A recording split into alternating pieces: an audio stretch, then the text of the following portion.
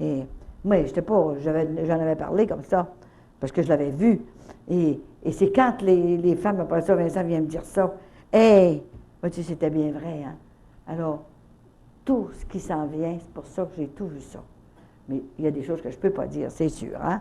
Mais il s'agit, grand-maman me dit tout le temps, demeurer, dis à mes petits-enfants, de demeurer en état de grâce. Vous ne savez pas l'heure ou le jour que Dieu va nous rappeler. Peut-être un par un, peut-être tous ensemble aussi. Alors, et quand on est prêt, il n'y a aucun danger. Elle m'a expliqué la mort, c'est rien. Il ne faut pas avoir peur de la mort, c'est rien. Elle m'a montré comment c'était. Tu pars toute seule. Tu respires d'un bord, tu vas respirer de l'autre bord. Il y a comme un voile. Il y a un voile comme ça qui nous sépare. Elle m'a montré sur une montagne, elle était comme dans une grosse étoile, c'était un voile. Elle a dit, regarde comment tu vas passer. Alors, le voile, elle est traversée à travers le voile, puis c'est tout de suite là. Hein? C'est pour ça que je vous dis, quand je lui ai demandé, est-ce qu'il y a beaucoup de gens qui vont au ciel, tout de suite, après la mort, elle a dit très, très, très peu, et dans le purgatoire, la plupart vont dans le purgatoire pour des 1000 ans. Et je l'ai écrit parce que j'en revenais pas. Et dans l'enfer, un très grand nombre vont immédiatement dans l'enfer, précipités dans l'enfer. Et ce n'est pas Dieu qui les précipite, c'est eux autres qui se précipitent, eux autres mêmes. Parce qu'ils n'ont pas voulu faire ce que Jésus est venu nous dire de faire sur la terre, et ils n'ont pas eu le temps de demander pardon, d'aller à la miséricorde. C'est tout un cadeau, la miséricorde, vous savez. C'est extraordinaire. Dieu nous pardonne tout, même si tu as tué, il va te pardonner. Il n'y a seulement qu'un péché qui ne pardonne pas. Seulement qu'un péché. Le péché de la foi. Si on n'a pas la foi, on ne peut pas rentrer au ciel. C'est impossible. Vous avez aussi l'évangile des vierges folles, hein, qui ont essayé de se convertir 1 heure avant de mourir, là, et puis, mais c'était du bout des lèvres. C'était pour ne pas aller dans l'enfer. Il ne faut pas se convertir pour ne pas aller dans l'enfer. Il faut se convertir par amour. Par amour de Jésus. L'aimer assez fort qu'on suit la ligne droite. Et si on crochit pendant notre pèlerinage, on se remet sur la ligne tout de suite. C'est ça. Et le bon Dieu pardonne 70 fois sa foi. Et tout le temps. Il s'agit de prendre des résolutions. Essayer de se convertir. Essayer de devenir meilleur de jour en jour, tout le temps. Et de suivre ses commandements. Je suis allée un jour voir un prêtre. C'était de l'oratoire, je ne me souviens pas son nom. Mais je n'étais pas tout seul, j'étais avec un couple qui voulait me faire rentrer là. Alors, on a parlé au prêtre, là. J'ai parlé pendant 1 heure.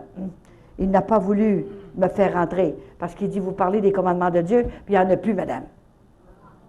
Il n'y en a plus? Mais quand est-ce qu'ils ont enlevé? Pas eu connaissance de ça, voilà. Il n'y a plus de commandements, madame.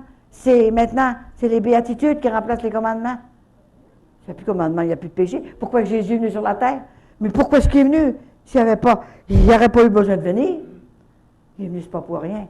Alors, je n'ai pas rentré, hein. Mais j'ai su par la suite qu'il l'avait bien regretté de m'avoir refusé. Hein. Et je lui ai donné des commandements. Ils les ont mis, ils en ont placé en papier, là. Ils en ont placé dans partout ce qu'ils pouvaient en placer, là. Et puis, ils ont été déchirés. Ouais. Il y a une femme, une fois, qui vient me voir, elle a dit, écoutez, moi, je veux placer les commandements de Dieu au mur, comme Saint Anne a dit. Alors, elle a placé ça dans un beau petit cadre, là, au mur. Et les enfants sont venus. Maman, pourquoi tu mets cette affaire-là? Voyons, il n'y a plus de ça. On fait ce qu'on veut maintenant. Enlève-moi ça, parce qu'on vient plus ici. C'est terrible, les parents sont souffrants. Ils sont souffrants à cause des enfants, qui ne veulent pas écouter.